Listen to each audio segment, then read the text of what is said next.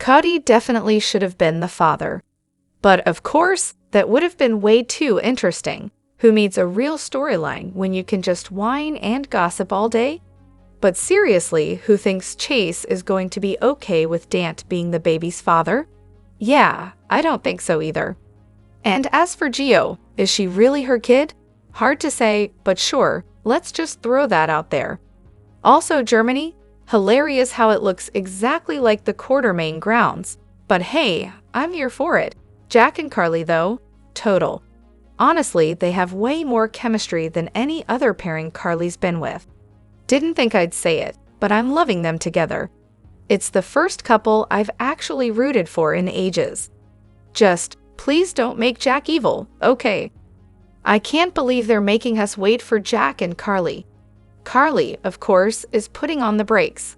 I get it though, girl wants some romance, and Jack delivered. That moment, when he says, "Would it help if I didn't come here to sleep with you?" No, Jack, it won't help, but nice try. But seriously, we waited until the very end, and it was worth it. And that smile of his. I fought it for a while, but now, forget it. No fight left in me. That kiss? Even better the second time around. But then, Jack, of course, still loves to tell Carly half-truths. Remember, he's the one who was pulling the strings with Pikeman and the WSB, ordering hits on Sonny.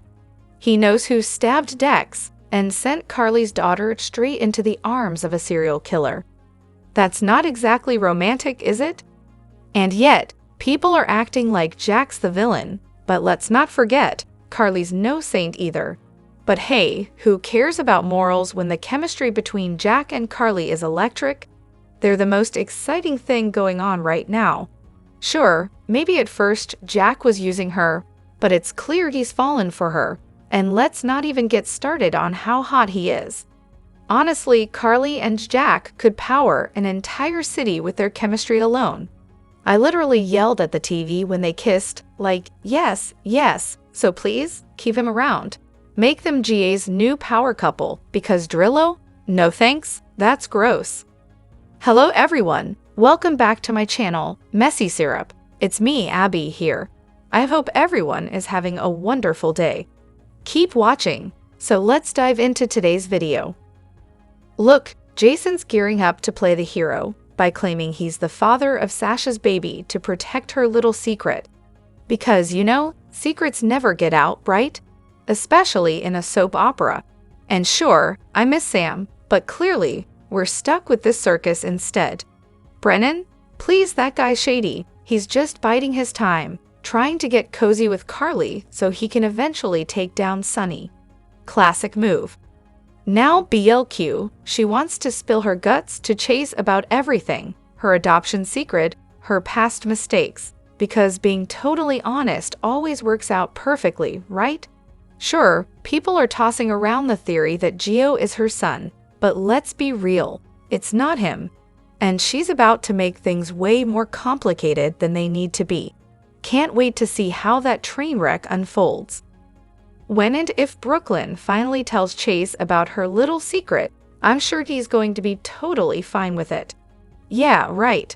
The guy's going to lose it, not because she had a baby, but because she kept it from him for all these years.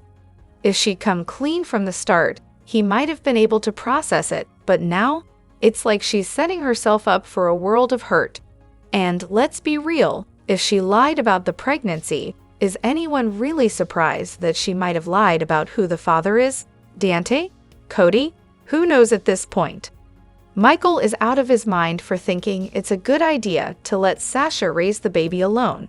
Like, he really doesn't want anything to do with his own kid. That's impressive, for all the wrong reasons. And can we talk about Carly? She needs to stay alert with Jack around. I don't trust that guy. At all.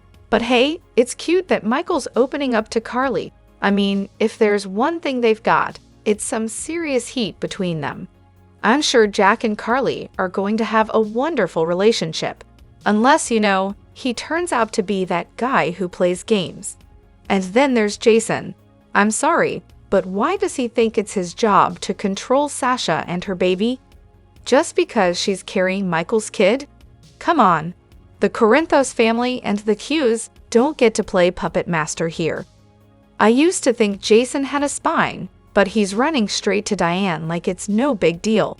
So much for being the tough guy. Valentin. Seriously, how did he get away with everything? I'm guessing the Matthews got paid off to pretend he wasn't helping to cover up a murder attempt. Because, that's just normal. And Carly? How did she miss Valentin slipping out? Who's paying attention around here? As for Jack, he'll probably try to handle Carly. He'll need to, because let's be honest, she's the type of woman who needs a constant reminder when she's being completely ridiculous.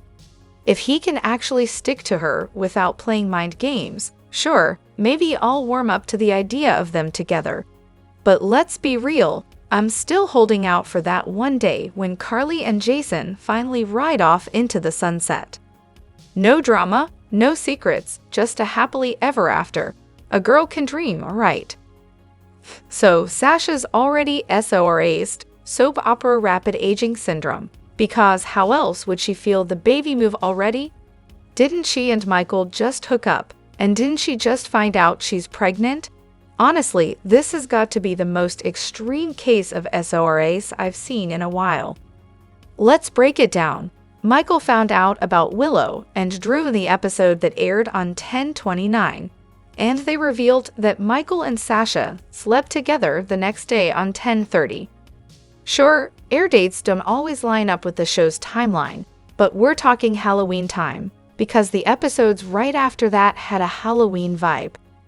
If we're following the real-world timeline, Sasha would be about 3 months pregnant by now. And okay, it could be possible that she's feeling the baby move at this point. Maybe she's just lucky, or maybe the show's fast-forwarded the pregnancy by a couple of weeks. Either way, it's a stretch. But hey, it was Halloween, right? So, almost 3 months in. When I was pregnant with my second, I felt the baby move way earlier than with my first, probably because I knew what to look for. But again, it's GH, so we'll probably have the baby delivered by May sweeps at the latest. Honestly though, the part that really threw me was the pregnancy test. I mean, they had her take one that was positive like a week or two after sleeping with Michael. Come on, soap logic at its finest. And now, for a little disclaimer, I am a woman, 43 years old, and just so you know, I know how pregnancy works.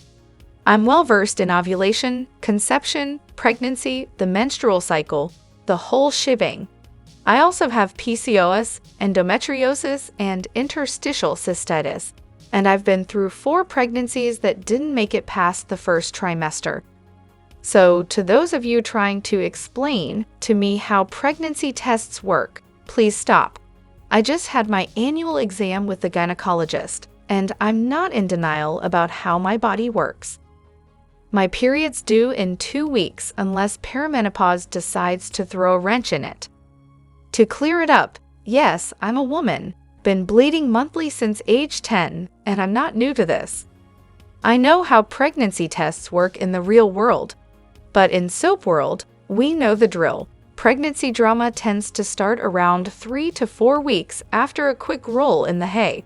So usually, the plot gives us some dizzy spells or fainting fits before the big reveal through a pregnancy test or a visit to one of GA's ever-present OB-GYNs. Seriously, how many doctors does this show have? Good grief, I knew my one little comment would spark a ton of unsolicited education. But yes, I'm a woman. I've had periods, I've been pregnant, I've ovulated, and yes, I'm perimenopausal. Now can we please move on from trying to teach me how a pregnancy test works? Once the truth comes out about Cyrus, especially regarding Sam and Dex, he's going to have a lot of people after him. It's going to be a tough time for him, and if this turns into a whodunit scenario, you'll have quite a few suspects on the list. Jason, Sam was the mother of his child, so he'd certainly have a strong reason to seek justice. Dante, he and Sam had a special connection, and he's definitely someone who would be deeply affected by her loss. Alexis, as Sam's mother, she's been through a lot and has been in situations before where she's had to make tough decisions. Jocelyn, Sam was like family to her, and losing Dex too would leave her devastated and ready to take action. Elizabeth, she's been wronged by Cyrus before, so there could be some lingering resentment there. Sonny, he's crossed paths with Cyrus before, and he's always had a complicated relationship with him. Lucky, given his history with Cyrus, Lucky could find himself involved in seeking answers. Laura, she's been through a lot and would likely be determined to protect her loved ones and bring the truth to light. Lulu, her connection to the situation would make her someone who'd want to see justice done. So Cyrus is going to have a lot of people keeping an eye on him once everything comes to light. It's going to be a tense time, with plenty of people who have their own reasons for getting involved.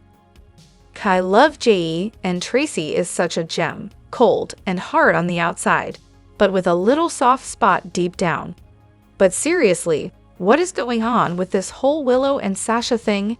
It's getting out of hand. Who does Tracy think she is, going after Willow on behalf of Monica? Please, Monica wouldn't be nearly this petty. Sure, Tracy may be the head of the Q family, but let's not kid ourselves. She doesn't get to just throw around orders like this. Okay, I'll admit, being a Drew hater has its perks. I'm enjoying the fact that Tracy's getting Monica to ban Drew, and I'm here for it. But with Monica MIA, and now that LC has died, this invisible Monica act is starting to wear thin. Either they need to kill her off for good or cast someone new.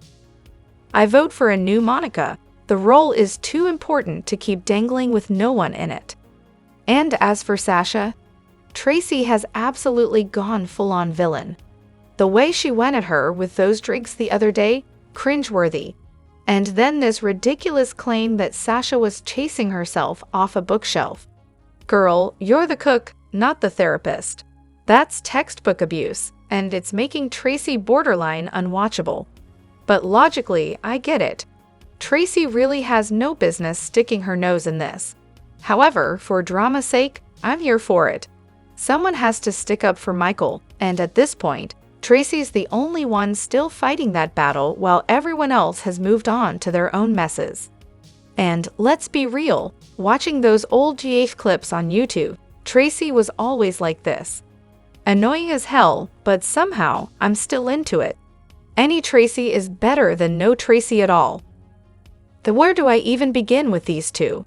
Cody and Sasha were supposed to be the fun, sexy characters who didn't take themselves too seriously. At least, that's what I thought. Cody was hot, and not just because of the abs, though, let's be real, those were part of the package. He was the guy who swooped in to save the damsel in distress and made it look easy and sexy. He was entertaining, witty, and made me laugh. Then there's Sasha. I've always loved Sasha. I adored her. Like, if you asked me a while back who should never go, it was always Sasha. But Nuvu, apparently, someone decided to ruin everything good in the world. I'll admit it. I had to face the crushing reality yesterday that I can't stand Sasha anymore. Sasha, the character I used to root for. What on earth did they do to her? And just when I thought it couldn't get worse, Cody turned into a whiny, self-pitying mess. Like, what happened?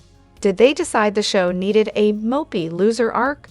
Are they scared of letting grown, attractive, confident adults exist on this show? Are they worried their precious, shoe-polish-haired favorites won't measure up? Seriously, what is going on here? If Sasha doesn't shut her mouth soon, I might just have to fast-forward through every scene she's in. She's literally whining to her unborn child now. What? I can't even deal. I'm at a point where, even though Tracy is being absolutely awful, and trust me, she's on my nerves too, I almost don't care. Sasha deserves it just for standing there and taking it. Girl, go to the maid's quarters, shut it, and call Nina for a real job. You're beautiful, glamorous, and way too good to be getting screamed at by some entitled billionaire for messing up her toilets. Just stop, Sasha, and don't even get me started on how hypocritical she's become. Complaining about Willow and Michael's children when she's parading around with Willow's husband's baby. Girl, please, That's just a new low for her. What happened to the Sasha I used to love? I totally get the frustration. It's like every time a character I like gets turned into a disaster, I have to mourn them all over again. Cody was never really my favorite, especially when he parachuted into the Metro Court pool like a walking disaster, but at least he had some decent moments after Britt died. Still though, I could never buy into his woe is me routine. The idea that he managed to land a woman like Sasha? Now that's stretching my suspension of disbelief a little too far, even for General Hospital. But here we are, back to square one with Cody being a whiny, self-absorbed loser. What did we do to deserve this? The one thing I will say about Cody is that his gossiping habit is low-key hilarious. It's such a weirdly funny trait for a male character. Usually, it's the women doing the gossiping, but at least it's something new. Silver lining, I guess. And Sasha, I mean, come on. She did stand up to Tracy, sort of, but like, not really. You're the head chef, pregnant or not. Why are you out here chasing mice in the kitchen? That's just absurd. What is even happening with this storyline? Anyone else doing a little fist pump right now? Because I've been waiting for something, anything, to happen between Carly and Brennan, and they finally kissed. Like, seriously, can we get a round of applause? Who else is pumping their fist in the air from excitement? Now, let's talk about Lulu's choice of outfit. Who thought that blue turtleneck sweater, 80s era gray baggy slacks, and a tan patent leather belt was a good idea? It's a no from me. How many more days are we supposed to suffer through this fashion disaster? Okay, I'll admit, it's not the worst outfit I've seen in the history of TV, but the fact she's still wearing it, that is what's mind-blowing. We're talking about at least 2 full days since the deception job interview. How has this not been addressed yet? I'm just here like, is she shopping at Goodwill now? Gotta save up for her next Charlotte hunting trip, I guess. And not gonna lie, a visit to a hairstylist wouldn't hurt either. Not exactly the chic, polished look you'd want if you're repping deception. But I'm seriously holding out for the real fireworks when Lulu realizes that BLQ is Dante's baby mama. Can't wait for that train wreck. Drew is the epitome of a snake. Slick, shady, and always plotting behind everyone's back. Classic Quartermain move, right? Willow, bless her heart, can't seem to see it though. And don't get me started on Michael. He's got his own brand of dirty tricks, too. Tracy's had enough of Drew for now, but let's be real, this is the Quartermains we're talking about. The tides will change, old grudges will be pushed aside, and no matter how much they all can't stand each other, when it comes down to it, they'll unite. Because at the end of the day, family comes first, even if it's a mess of scheming and backstabbing. Drop your thoughts in the comment section below. Do you agree or disagree? Don't forget to like, subscribe, and hit the notification bell for more updates. Your opinions matter, and I will see you in the next video. Thank you.